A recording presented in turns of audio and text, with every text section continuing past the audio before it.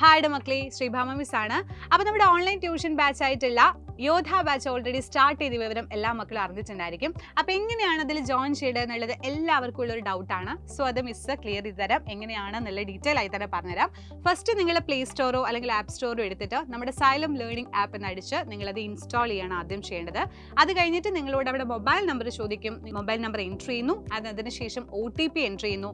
Then നിങ്ങൾക്ക് കാണുന്നത് ഈ ഒരു ഇന്റർഫേസ് ആയിരിക്കും. ഇതിലോട്ട് നമ്മൾ ഈ സൈഡ് ബാറിലുള്ള 9th സ്റ്റാൻഡേർഡ്, ഇപ്പോൾ ഇവിടെ 9th ആണ് ഉള്ളത്, നമ്മളത് മാറ്റിയിട്ട് 8th കൊടുക്കുകയാണ് ചെയ്യേണ്ടത്. അപ്പോൾ നമ്മളിതാ നേരെ പോകുന്നു, സ്കൂൾ പ്രിപ്പറേഷൻ കൊടുക്കുന്നു, അവിടെ 8th സ്റ്റാൻഡേർഡ് നമ്മൾ സെലക്ട് ചെയ്യുന്നു.